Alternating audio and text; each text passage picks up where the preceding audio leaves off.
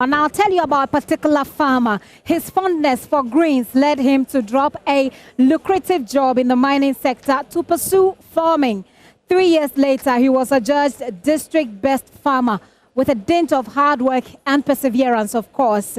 Curtis Shine Abotaka is yearning to become the national best farmer by 2022. My colleague Emmanuel Divenu visited his farm at Mafi Adidome in the central Tongu district of the Volta region. Here is his report.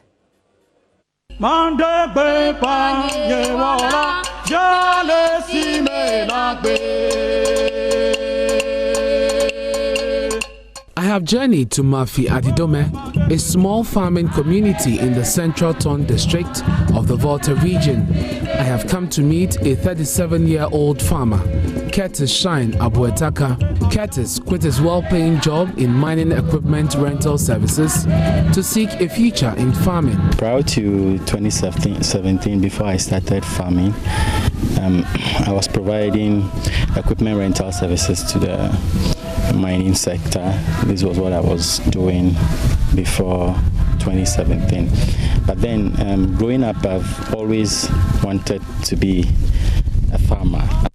I have some connection to nature, so I always tell my friends that I think that I want to grow up or retire in a farm where everything is green around me, and then live the city life, leave all the noise that comes with city life, and stay quietly in a farm. His adventure was a tiny seed of a dream buried underground, silently waiting for the right conditions to grow. I have a very ambitious dream towards this farm, and in so doing I've managed to acquire in total 600 acres of land. So far, we've planted 50 acres of coconut, which is about 4,800 coconut plants, and then we planted 70 acres of mango, which is about 5,600 mango plants in total. On the outskirts of Mafi Adidome lies Curtis Shine's 600-acre farmland. With a 3-year space, he's cultivated over 130 acres of mango and coconut trees interspersed with other crops. We are also growing other seasonal crops like maize. Last season we did 22 acres of maize, and then we grew 11 acres of cassava, and we grew sweet potatoes. We did 5 acres this season. We still have some yet to be harvested.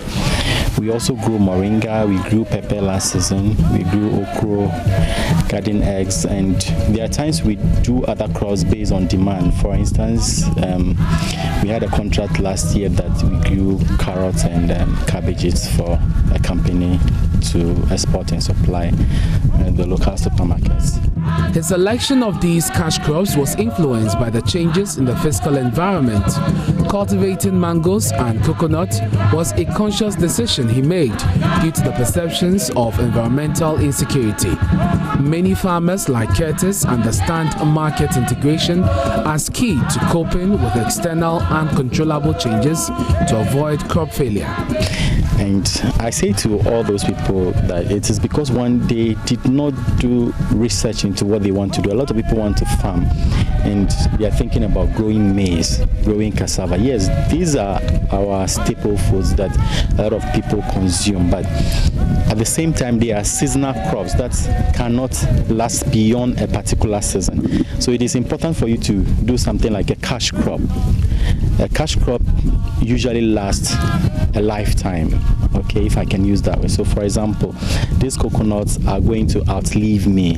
I'm doing coconuts and then I intercrop them with seasonal crops that bring me an income to sustain the farm. So there's no way I'm going to say tomorrow that I started farming and maybe because of the weather or because of no rainfall, I've lost everything. These coconuts are going to be here after I die, and they'll always be there. Curtis Shine Abuetaka has neither experience nor formal education in agriculture, but he found a reliable teacher on the internet, for which reason many of his peers call him the internet farmer. For whoever I am today, I self-taught myself by learning on the internet, as using the internet as a great resource to acquire the necessary skills and knowledge that I have today. So going into farming, I decided to still consult the internet. So I'll usually go and read a lot on the internet, how to select a good crop, how to prepare the land, how to fertilize it, and everything I learned on the internet. And when I speak to other people, even agric extension officers, I hear them say, oh, you are an internet farmer. You think that farming in Ghana is about what you read on the internet. So what you are doing will not yield anything. That we have our own way of doing things in Ghana. But then I still didn't listen to them. I still relied on the resources I find on the internet. So I remember when I started, people started to tease me by calling me the internet farmer, the internet farmer, the internet farmer. And it didn't deter me in any way. I still relied on the internet, and I can see that it's helping me. Today, a lot of people come here and see what I'm doing, and they're marveled, and they now come to me and ask me to teach them how I'm able to do this. According to the coconut products market study by the Global Opportunity Analysis and Industry Forecast between 2019 and 2026, the global coconut product market size was at $11.5 billion in 2018 and is anticipated to reach $31.1 billion by 2026, with a compound annual growth rate of 13.6% during the forecast period. The market is expected to exhibit an incremental revenue opportunity of $19.7 billion from 2018 to 2026. This huge market, the Shining Green Farm wants to be part of by producing high-quality yields for both local and export demands. For mangoes, Ghana struggles to increase exports of fresh produce and is specialized in the processing of mangoes, especially fresh cuts and dried fruits. Today, mango production stands at around 101,000 tons and contributes 0.3% of agricultural GDP.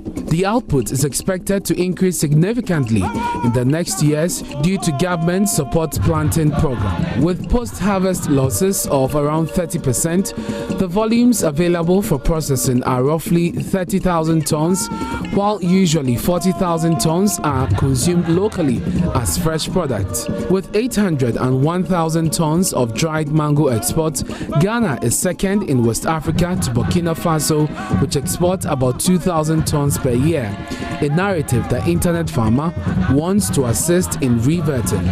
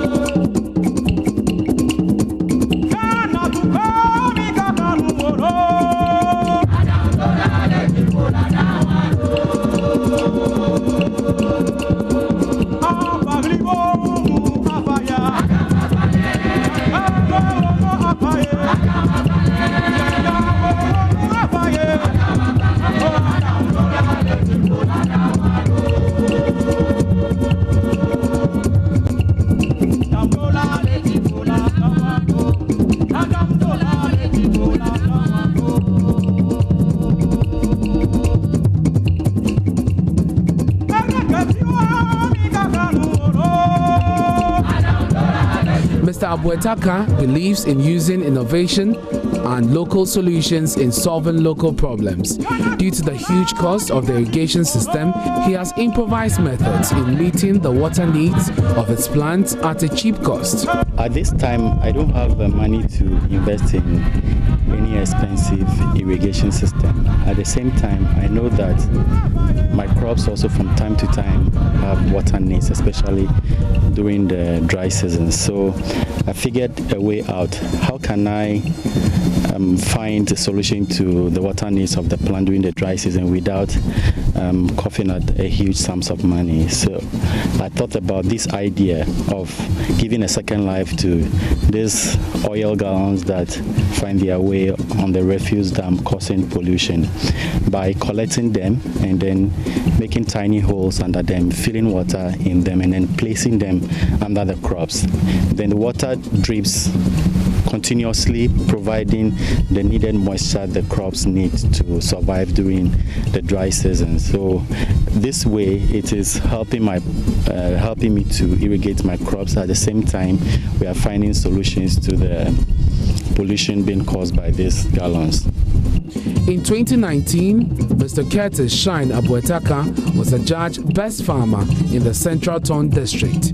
He has a daring dream to become the national best farmer in 2 years' time. In less than 3 years of going into this business, I've been identified and rewarded accordingly as the overall district best farmer in Central Town District of the Volta region. I'm elated to know this, and I've been challenged, but my predecessor, who won the overall district best farmer in 2018, went on to become the Volta regional best farmer, and so I'm working towards that to become the Volta regional best farmer in 2020, and then I'm hoping to go on to become the national best farmer by 2022. Agriculture remains a risky venture. An almost limitless number of hazards threaten the livelihoods of farmers as well as investments, from natural disasters to pests, from changes in supply and demand of inputs and outputs. But Curtis Shine is resolute in embracing the challenges with tact. I find satisfaction in, knowing that I've planted a tree and then they are developing to this stage. I find satisfaction in providing jobs for people. I find satisfaction in finding other young people who are interested in agriculture coming here to learn from me.